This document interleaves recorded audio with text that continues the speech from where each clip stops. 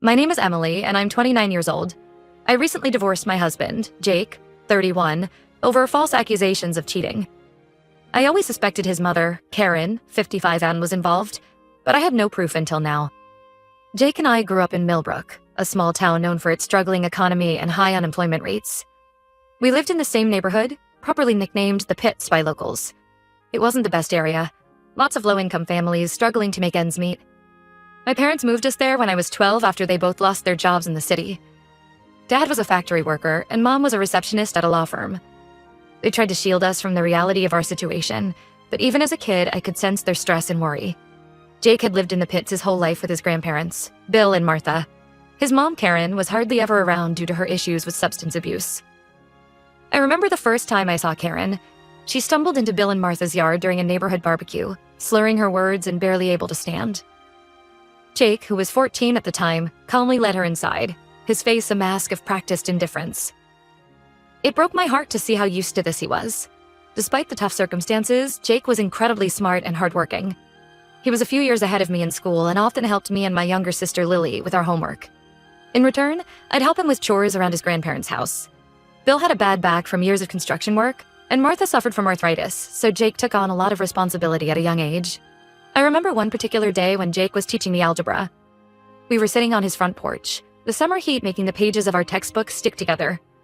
Frustrated with a particularly difficult problem, I threw my pencil down and declared I was too stupid for math. Jake looked at me seriously and said, "Emily, you're not stupid. You just haven't figured it out yet. And that's okay because I'll help you until you do." That moment stuck with me. It was the first time someone outside my family had shown such faith in me. As we grew older, our friendship deepened. We'd spend hours talking about our dreams and fears. Jake wanted to start his own business someday, to prove to everyone in the Pits that it was possible to make it out. I dreamed of becoming a teacher, inspired by the patience Jake had shown me. When Jake graduated high school, he got a scholarship to a good college in the city. His grandparents scraped together what they could to help with expenses, selling their old car and taking on extra shifts at their jobs. Karen, unsurprisingly, didn't contribute at all. She didn't even show up to his graduation. I remember holding Jake's hand as he watched other parents congratulating their kids, his jaw clenched tightly. Jake and I tried to maintain a long-distance relationship when he left for college. We'd talk on the phone every night at first, sharing stories about our days. But over time, the calls became less frequent. Jake was busy with his studies and part-time job, and I was focused on finishing high school and helping my parents, who were still struggling financially. Then, one day, I got a text from Jake. It was brief and to the point. He thought it was best if we broke up.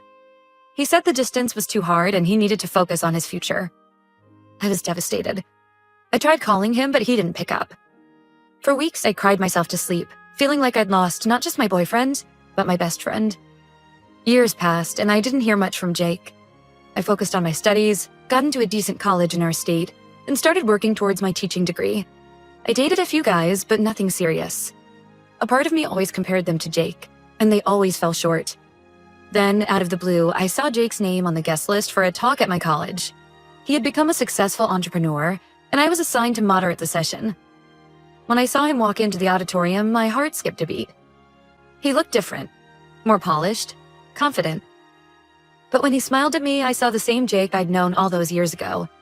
After the talk, we went for coffee to catch up. Jake told me about his journey, how he'd worked hard, started his own tech company, and even reconnected with his mom. Apparently, Karen had married a wealthy man named Robert who adopted Jake and invested in his company. I was happy for Jake, but a part of me felt the twinge of jealousy. He had achieved his dream of making it out of the Pits while I was still struggling to finish my degree and help my parents make ends meet. One thing led to another, and Jake offered me a job at his company. At first, I hesitated, thinking it might be awkward, but he insisted. Over the next few months, we grew close again. Jake proposed, saying he regretted breaking up with me years ago. I was overwhelmed with emotion and said yes. That's when the trouble started. Karen wasn't pleased about our engagement. She arranged a lunch for us to get to know each other, but it was a disaster. She was sweet in front of Jake, but made nasty comments when we were alone, calling my family and me gold diggers. I told Jake about it, but he brushed it off, asking me to ignore her behavior. Our relationship became strained because of Karen's constant interference. She was always in Jake's ear, filling it with lies about me and my family. Despite the ups and downs, Jake and I eloped and got married. Karen put on a happy face at the reception, but I could tell she was seething inside.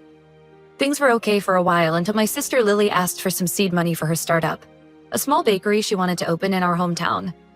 Jake generously offered to invest, no questions asked. I was touched by his gesture, remembering how much my family had struggled when we were younger. Unfortunately, Lily's business struggled. The economy in our hometown was still bad, and people didn't have extra money for fancy baked goods. Jake started to worry about his investment. He became distant and irritable at home. We fought over small things, and the tension kept building. The breaking point came when Jake forgot our first wedding anniversary. I was hurt and decided to stay with my parents for a while. We had already planned a small gathering for our families after our anniversary, so we decided to go ahead with it and act like the perfect hosts. The day before the party, I got a shocking call from Karen. She told me to pack my bags because she had found the perfect girl for her son. I hung up on her and went home to talk to Jake about his mother's behavior. But when I arrived, Jake was drunk and unresponsive. The next day at the gathering, the tension between Jake and me was palpable. Even my distant cousins noticed something was off. I tried to talk to Jake, but he brushed me off. Later, he came back with an envelope, saying it contained proof of me cheating on him. I was stunned. Inside the envelope were divorce papers and some inappropriate pictures of me with another man. I couldn't believe what I was seeing. I tried to explain to Jake that the pictures were fake, but he wouldn't listen. He told me to leave, saying he should have listened to his mother and never married into a family of gold diggers. Heartbroken and confused, I went back to my parents' house. Lily looked at the pictures and immediately pointed out that they were clearly doctored. We decided to confront Jake the next day, but before we could, he showed up at our door. I thought maybe he had realized something was off about the pictures. Instead, he demanded that I sign the divorce papers immediately. When I refused and tried to explain that the photos were fake, he threatened to file fraud charges against Lily for the failed business investment. I was devastated. The man I loved and thought I knew was threatening my family. With a heavy heart, I signed the papers. It was only after the divorce that I discovered I was 2 months pregnant. Now, 6 months later, I've given birth to a beautiful baby girl named Sophie. Jake has been supportive from afar, setting up a trust fund for her and agreeing to shared custody. But I can't help feeling that there is more to this story than meets the eye. I'm determined to uncover the truth. Not just for my sake, but for Sophie's future. Update 1. It's been a whirlwind few weeks since my last post. I can't believe how much has happened, and I'm still trying to process it all. About a month ago, I received an email that changed everything. It was from Karen, Jake's mother, but it wasn't meant for me. She had accidentally included my email address in a message intended for a woman named Melissa, who she was trying to set Jake up with. The email detailed Karen's plan to get all of Jake's money, with instructions on how Melissa should manipulate him. I was shocked. This was the proof I needed to show that Karen had been behind. Everything from the start.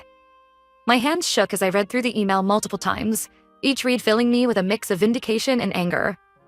I immediately tried to contact Jake, but he didn't answer my calls. So I forwarded the email to him, hoping he would finally see the truth. Days passed, and I heard nothing.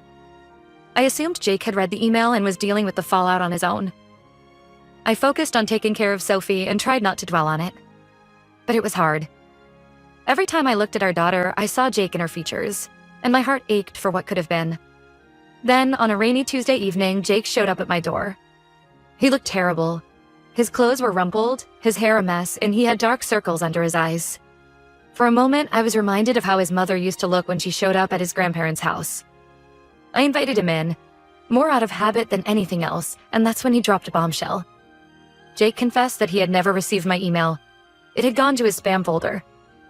He was here because he had discovered the truth on his own. While helping his mother move some things at her house, he had stumbled upon a locked box.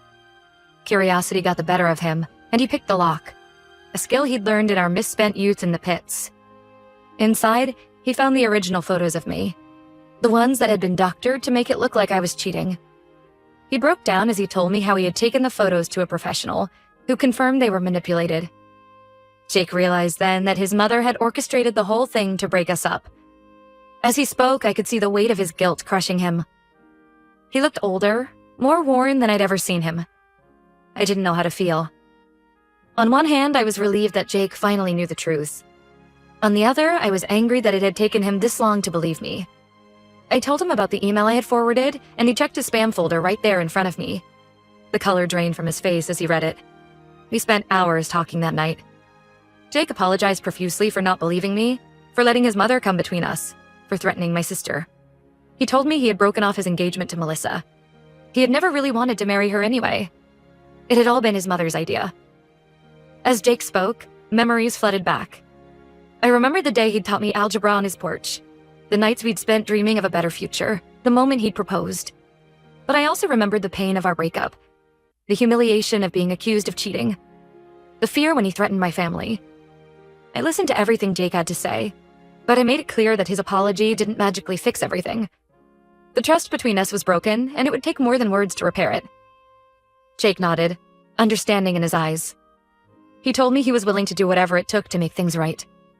Before he left, Jake asked if there was any chance for us to reconcile. I told him I needed time to think. The wounds were still fresh, and I had Sophie to consider now. Jake respected my decision and left, but not before asking if he could see Sophie. I agreed, and watching him hold our daughter for the first time in months brought tears to my eyes. After Jake left, I called Lily to fill her in on everything that had happened. She was furious on my behalf, but also relieved that the truth had finally come out. We spent a long time discussing what I should do next. Lily, always the protective sister, warned me against rushing back into a relationship with Jake. But she also reminded me of how happy we had been before Karen's interference. I'm still not sure what the future holds for Jake and me. Part of me wants to give him another chance. We have a long history together, and he is Sophie's father. But another part of me is scared of being hurt again. Can I ever truly trust him after what happened? For now, I'm focusing on being the best mother I can be to Sophie. Jake and I have agreed to be civil for her sake, and we're working on a co-parenting schedule that works for both of us. It's strange navigating this new dynamic with Jake.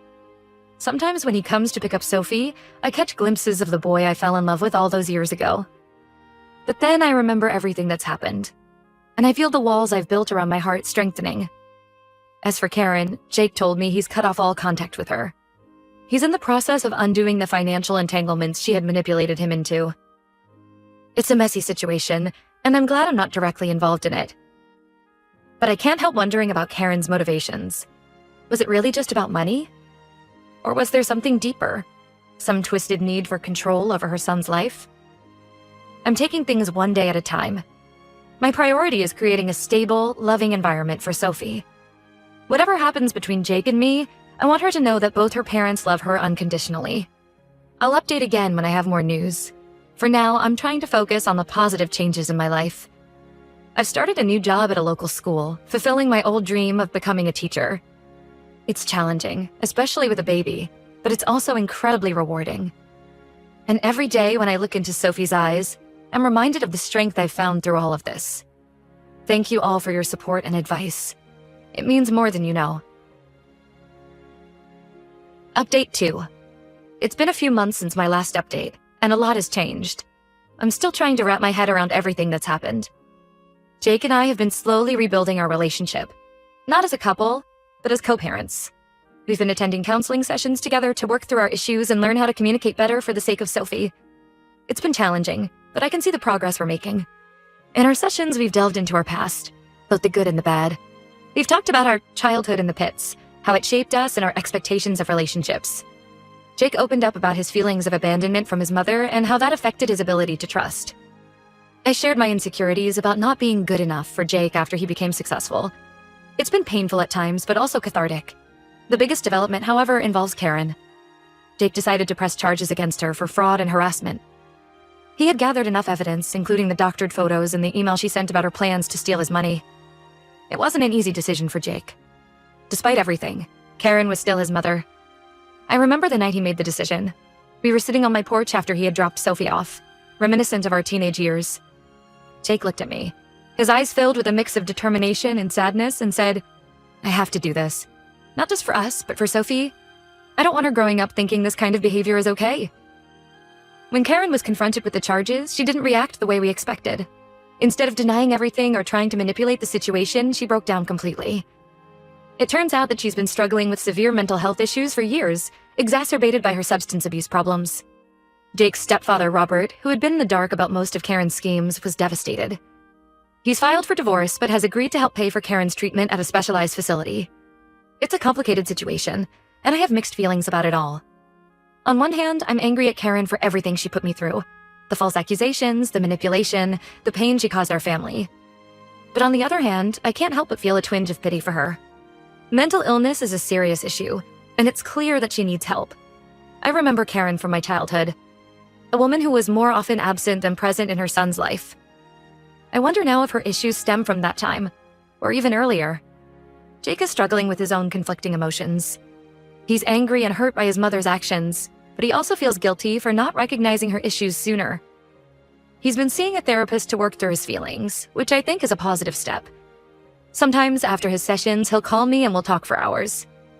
It reminds me of our late-night conversations when we were younger, dreaming of a better future. As for me, I'm focusing on moving forward.